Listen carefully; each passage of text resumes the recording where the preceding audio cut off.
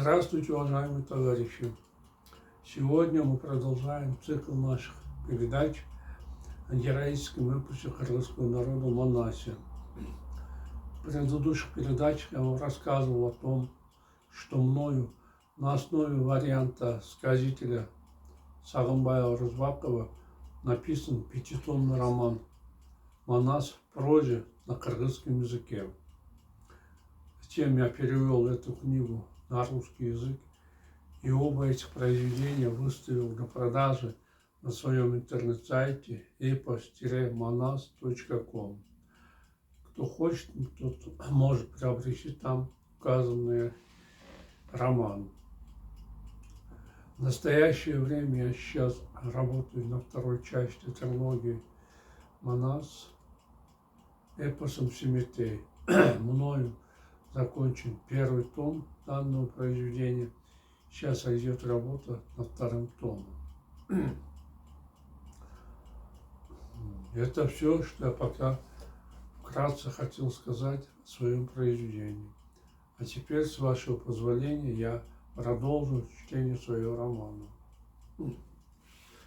Поступку Манаса соответствующую оценку дали и присутствовавшие, крайне восхищенные им. После этого все девушки были поставлены в центре широкой площади. Перед ними выстроились кыргызские воины. Но засмущавшиеся девушки оробели и долго не могли начать выбор женихов. «Начинай ты, приступай первый ты», шептались они между собой.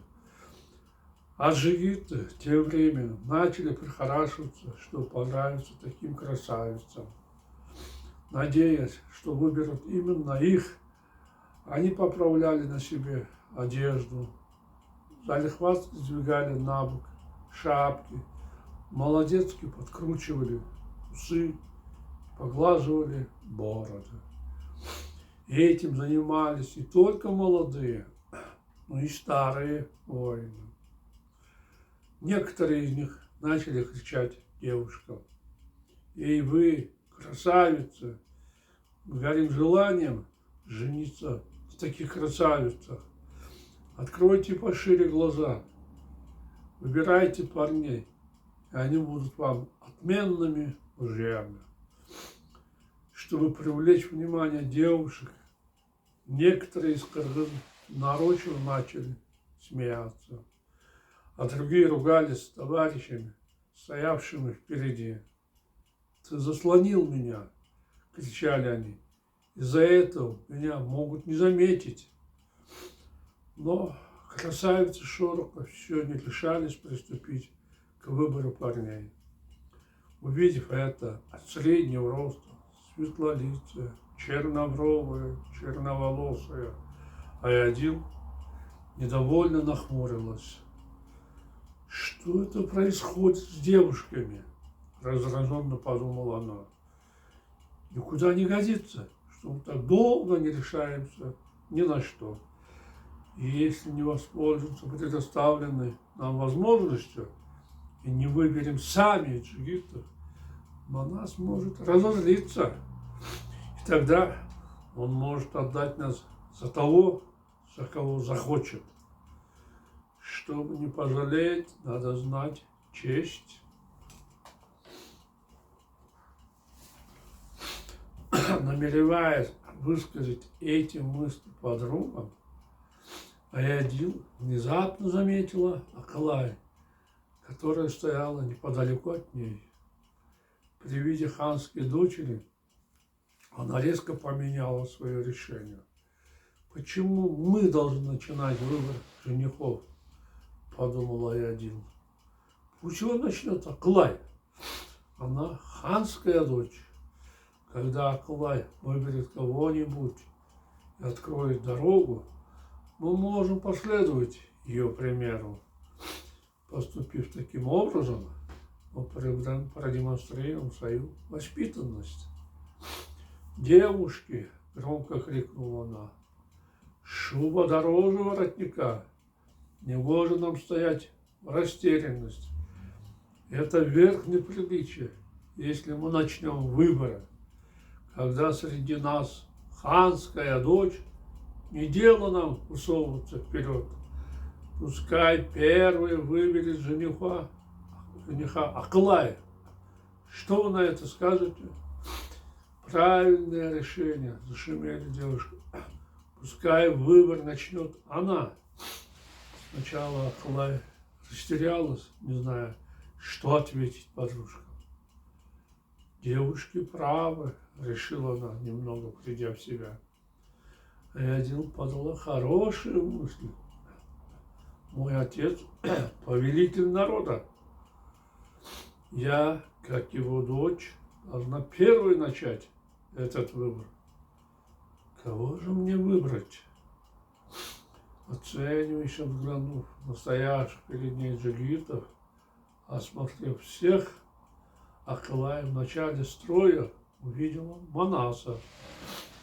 Отец отдал меня ему, подумала она. Я не буду его разочаровывать. Пусть Манас не раскаивается потом из-за того, что проявил великодушие и упустил из рук ханскую дочку. Если он разозлится, может отменить наш выбор и решить все по-своему. Поэтому надо выбрать Манаса. Покорившись судьбе, Акылай пошла к богатырю, как будто раньше его видела и привыкла с ним общаться. Качаешься походкой, с томным взглядом, она подошла к богатырю. Я хочу, чтобы по воле Бога Манас стал моим супругом, произнесла она, тихонько сжала руку богатыря. Акылай сделала очень хороший выбор, радостно зашумели люди. Хотя она и девица, и на голову села счастье. Остальные девушки тоже остались довольны поступком Акылая. А ну-ка, девушки, обратилась к подружкам моя, Акылай выбрала себе суженую. Разве мы хуже нее? Давайте и мы выберем достойных джигитов. Когда 30 девушек начали выбирать понравившихся парней, кыргызы начали от души смеяться. Если джигиты, которых выбрали девушки, ходили гордыми, те из них, кто был лишен такой доли, стали посмешищем товарищей. Хотя ты очень красивый, хороший джигит, но на этот раз остался без девушки. Начали подшучивать над ними, полушутя, полусерьезно, их друзья. Да, я очень хороший, не оставались тем за углом. Но из-за того, что тут негодяй заслонил, девушки не смогли меня разглядеть и выбрали других. Манас тоже поневоле расхохотался шуткам воинов. Молодцы, медленно подумал он. Кто угодно может восхититься такими храбрыми, отважными ребятами, готовыми довольствоваться тем, что имеют. Моя опора, моя гора, мои крылья. Именно эти парни. И если они будут живы, здоровы, я никого не испугаюсь и завоюю весь мир. Джигиты также преданно и усердно служат мне, храбро сражаясь с врагами. Уважу их труд и устроим сегодня пир на весь мир. Не унывайте, джигиты, весело крикнул Манас. Если вам сейчас не достались девушки, в следующий раз больше повезет. А пока в качестве подарка от своего повелителя разделите между собой золото, которое Шорох привез на 40 верблюдов. Живи, Манас! Заревели от восторга воины. Обрадованные такой щедростью, они шутками, прибаутками начали делить добычу. После этого Манас в разные стороны отправил 60 всадников. Пускай все воины прибудут ко мне, приказал им богатырь. Его приказ был выполнен. Через неделю начался большой пир. Он продлился 30 дней, в течение которого проводили разные игры, демонстрируя свое искусство джигита.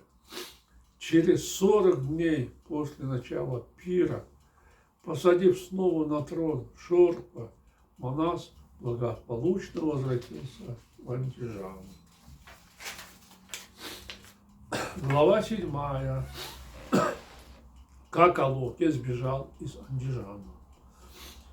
Когда Манас отправился в поход против Шорпа, хан Алоке остался в Андижане. Его народ стал убегать в Китай, опасаясь, что кыргызы вырежут их и никого не оставят в живых. Увидев это, Алоке пришел в уныние. Я взял разрешение у Манаса, чтобы остаться здесь, огорченно подумал он. Решил, что необходимо жить на земле, которую завоевали предки, набраться сил и выгнать обратно кыргызов.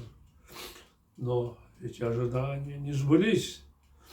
Китайцы стали убегать отсюда, опасаясь славного Манаса и храбрости кыргызов. И если это будет продолжаться с такой скоростью, через год в Андижане не останется ни одного китайца. Что мне теперь делать? Как остановить исход народа? Как незаметно подготовить восстание против Манаса?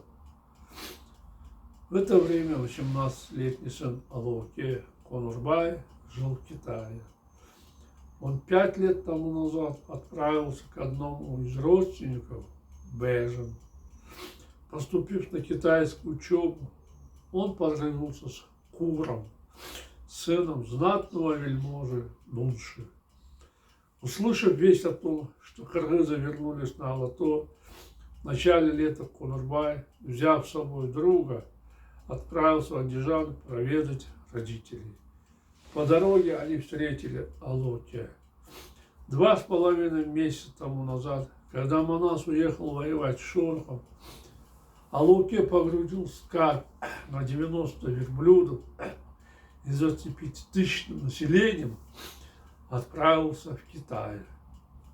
Увидев такое большое кочевье, ехавшие без охраны джигиты растерялись. Кто это? С беспокойством подумал Конурбай. Свои или враги? Когда кочевье приблизилось, он увидел, что это китайцы. Слава Богу, облегченно вздохнул китаец, вытирая холодный пот со лба рукавом синего халата. Они оказались моими соотечественниками. Будь на их месте кыргызы, мне невероятно трудно было избавиться от них. Когда кочевники поехали совсем близко, увидев Алоке, Конурбай смертельно побледнел. Что случилось с родителями? Задрожал он всем телом. Почему они находятся в этих местах, так далеко от Андижана? Куда едут с таким многочисленным народом, погрузив вещи на верблюда? Кто остался в Андижане? Все эти мысли пронеслись в голове у Конурбая молнией. Чтобы быстрее получить ответы на вопросы, китаец ударил плетью коня и подскакал к отцу. «В чем дело, отец?» Вместо приветствия испуганно спросил Конурбай. Такое ощущение, что все китайцы Андижана находятся здесь. Куда вы едете?